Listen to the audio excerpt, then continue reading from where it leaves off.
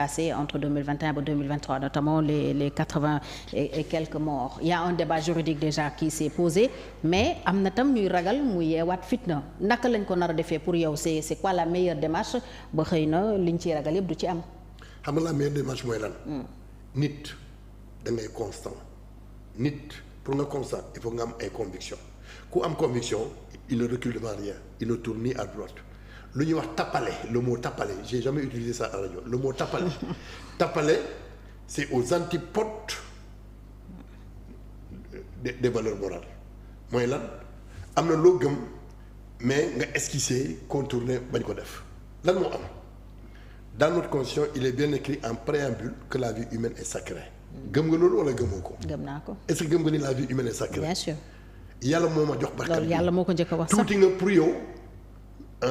nga nangu bakkan bi kenn jox la mandat boobu. alors 80 personnes qui meurent nga ne au nom de la compromission il faut faire ça en perte et profit dinaa la laaj yow sa xol fan la nekk est-ce que mi ngi toujours à gauche mooy li ma doon wax xam nga le cœur est à gauche mais je dis que mi ngi migrer dans certains esprits sénégalais vers la droite et ça devient catastrophique c'est-à-dire qu'à gauche le cœur est parti mooy bu bon bi c'est-à-dire que on est plus sensible. donc ñuy décédé. certains ont des épouses et des enfants. d'autres sont des soutiens de famille. d'autres sont un espoir pour la nation. en tout et pour tout c'est des humains yow dignité bi nga am moom la ñoom ñu am aspiration bi nga am pour vivre le plus longtemps dans la vie ñoom boobu la ñu amoon keneen jógee fële au nom des règlements de compte mu écourter ñoom seen vie boo xam ne. du moom moo leen ko jox. nga bëgg tey ñu toll fii ñu ne moom pour ñooñu. nañu trouver ay arrangement fàtte ñooñu pour faire plaisir aux auteurs de ce crime est-ce que li may wax nii d'accord nga ak man wala d'accord lu ak man boo d'accord ak man conséquence bi mooy lan il faut forcément tirer ces affaires au clair yow mënoo voter une loi d'amnistie boo xam ne on n'a pas identifié les auteurs de ce crime on n'a pas identifié xanaa bala ngay baal nit nga xam nit qui a fait quoi qui a fait quoi ba nit ki ñëw baalu sax def de man mais nii dans l'abstrait loolu du amnistie en réalité on veut étouffer. on veut étouffer un scandale. or nit dafa fort trop mënoo rey nit ba pare sa adduna bi nekk paisible un jour ou l'autre tu vas te rattraper tu vas payer loolu moo topp le maire de Dakar 2011 nga rey nit di ci bàkku tey mi ngi nii en 2024 xoolal même xaalis bi pourquoi muy xaar 2024 pour fay alors que moom moo fi mosoon waat nii dërëm du ko joxe. mais loolu yëpp pour sauver un poste à la mairie donc dañu jiital.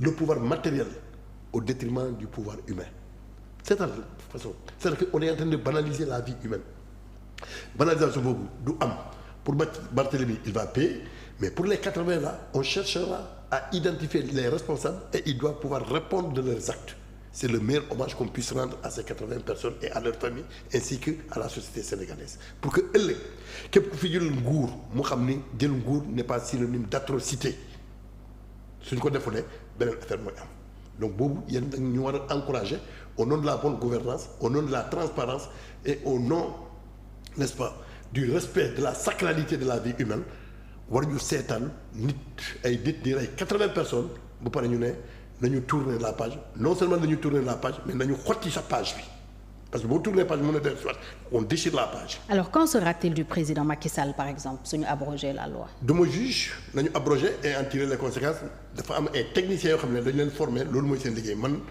kenn déggul fi ma defee concours ba may nekk un technicien du droit donc man j'exprime simplement mon vœu mon besoin mooy lan nañu tirer au clair techniquement am na ñoo xam ne ñooñu loolu mooy seen liggéey ñooñu ñoo xam léegi une fois que la loi est abrogée quelles sont les conséquences à tirer. alors tey Abdou Sané lan mooy gis-gisu Pastef ci Sénégal ni mu war a tëggee jëflanteem ak bitim réewu Afrique yi ak yeneen réew yi nga xam ne gis nañu quand même président de la République ak voyage yi muy def dem na fi keroog Doha dem na Émirats arabes unis dem na feneen ak feneen wax na fi ak Poutine est-ce que mën nañu xaar changement aussi à ce niveau avec le régime Pastef. changement am na déjà fan la changement bi nekk. ñun les régimes précédents dañu aliéné woon suñu souveraineté par rapport à des pays qui nous ont colonisés. ñun on a démystifié ça loolu moo indi ñu ne kenn moomu Sénégal donc en toute liberté ñun ñooy choisir selon les opportunités du moment et selon loo xam ne moom moo mën a nekk n'est-ce pas forme collaboration.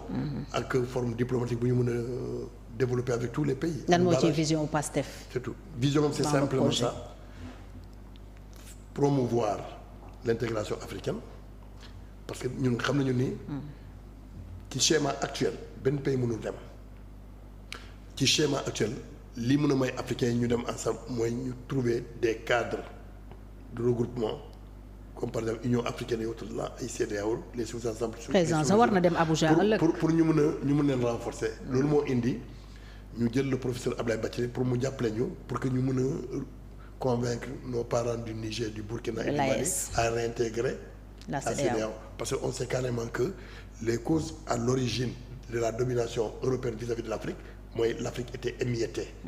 Donc soo xamee ni dëmb sa division yooyu sa moo indoon sa faiblesse tey soo buggee géopolitiquement se positionner pour jël sa destin en main il faut nga comprendre que c'est les grands États-Unis bu nekk ni la supposée puissance numéro 1 c'est une cinquantaine d'États. La Chine c'est X milliards d'habitants donc ñun on n'a pas le droit d'être dans des espaces étroits Gambie fii Sénégal fii ensuite la diplomatie au niveau de nos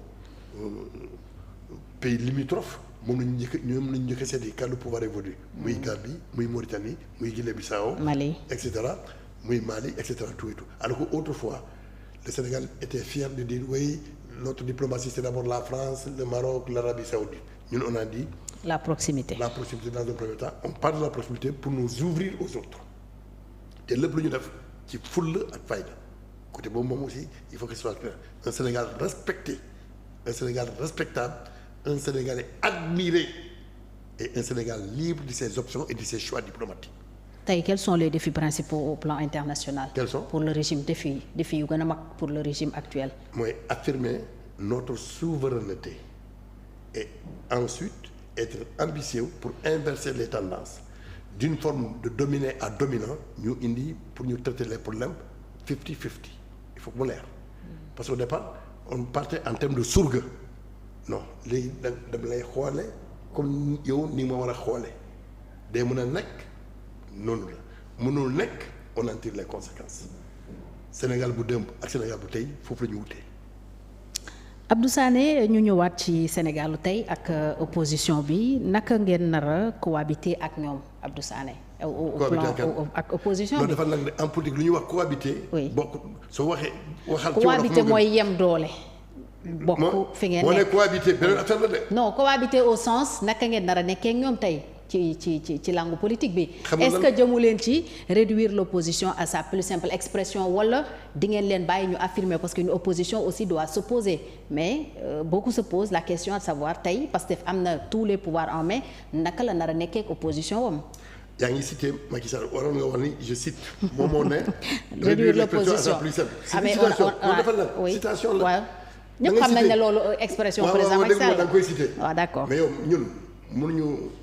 daaneel Macky Sall ba pare di inspiré ci moom ba di koy cité c'est-à-dire que booy wax yooyu yéen boo koy wax da nga may tooñ Macky Sall fii la nekkoon ñu woon ko ni du dara ma xaar ba mu dem ma war a nekk nostalgique ba di inspiré ci ay citation Macky Sall pour ma dem yaa ngi may tooñ nañu waxte aussi la vérité. alors tey est-ce que opposition bi Abdou Sané mun nañu yaakaar ñu am liberté bi ñu war a am pour opposer. am nañu ko amul yaakaar. mais la liberté est garantie parce que lan la ñun. La première principale rencontre bu ñu def fii au Sénégal lan la woon c'était les assises. de la justice. Le président Diomaye il a démissionné de son parti depuis Sénégal ba mu amee indépendance ba léegi c'est la première fois alors que chaque fois on le dit dans les textes moom il a démissionné beaucoup de responsables sax nga xam ne ils n'étaient pas obligés de démissionner mais dañu am ay fonctions ils se sont libérés des fonctions politiques donc nous voulons être un modèle nous avons inscrit cela dans notre agenda pour ñu nekk une référence un modèle. gisuma xam nga ku faible. moom mooy développer la politique du chauvinisme di toroxal ay opposants nous on n'en a pas besoin parce que on a le peuple avec nous amul benn opposant bu ñu mën a déranger donc pour lan nga may poser question di may laaj lan la ñu ban relation la ñu am relation bi mooy lan na ku nekk conforme à ci charte yi. la constitution am na lu mu définir les lois et règlements am na lu ñu définir na kenn ku nekk sukkandiku ci loolu le reste c'est terminé c'est la république c'est l'état de droit et ça fonctionne. am ñu problème boobu. mais gis nañu fi ñu bëri bu ñu waxee rek dañ leen di convoquer donc. non bu ñu waxee ñu bëri ñaata nit lañu convoqué Sénégal. bëri nañ. convoqué nañ fi ma ne ñaata nit la ñuy convoqué toujours au Sénégal. mooy wax sax li ma la doon wax rek. boo demee dans les brigades de gendarmerie de Kédougou. am na ñu ñuy convoqué mais ñooñu leneen lañ leen di convoqué. mais après tout c'est pas les humains. amul fii ku ñu convoqué abusivement ku ñu convoqué dafa fekk am na léegi yow entre convoqué et arrêté bokkul mën nañu la convoqué ñu rendre compte nii sérieux nga def. mais intimidation lay nduru. non lu ñuy wax intimidation bokkul de nappaate mooy intimidation. convoqué pour tiital la. woon la ne boo waxaatee ñu ngi lay surveiller. man tey même si je n'ai pas raison mais su ma la defee plainte quel que soit x di nga dem wuyu léegi soo demee ba wuyu gars yi gis ni li ma wax amul fan. y a rien. on te libère. comme c'est dans l'ordre naturel normal des choses c'est quoi ensuite faut pas créer aussi des complexes au niveau des citoyens parce que yow ba léegi dafa may citoyen parce que dañu leen convoqué mu jaral la nga formuler ko comme question je dis que tous les jours. Il y a combien de brigades de gendarmerie au Sénégal? Non. Man xam naa ni xam loolu le nombre de brigades de gendarmerie au Sénégal chaque brigade ci total boobu am na ko ñu convoqué le jour commissariat de police amul benn commissariat de police buy toog 24 heures sans convoquer une personne brigade gendarmerie laa wax nga ñëw tribunal chaque jour il y a un cabinet d'instruction qui convoque quelqu'un. mais ñooñu ay affaires privées le parquet moo gis chaque jour am na ko ñu convoqué mais critiquer fii wax wala am benn posture d'opposant boo xam li ma la bëgg a wax dans une démocratie man dama la bëgg a woon ni la notion de convocation renvoie à la confiscation de la liberté individuelle en réalité boo gisee nit ñi di attaquer les problèmes de convocation c'est par rapport aux menaces sur la liberté individuelle. Bien sûr. La liberté individuelle elle est une affaire boo xam ne c'est pas les motifs qui dictent ça le petit voleur le petit criminel le petit truand le petit menteur les spécialistes de la diffamation ñoom ñëpp ils tiennent à leur liberté képp ku ñu fi convoqué war nga xam ni il s'expose à la perte de cette liberté qui est un élément précieux ñun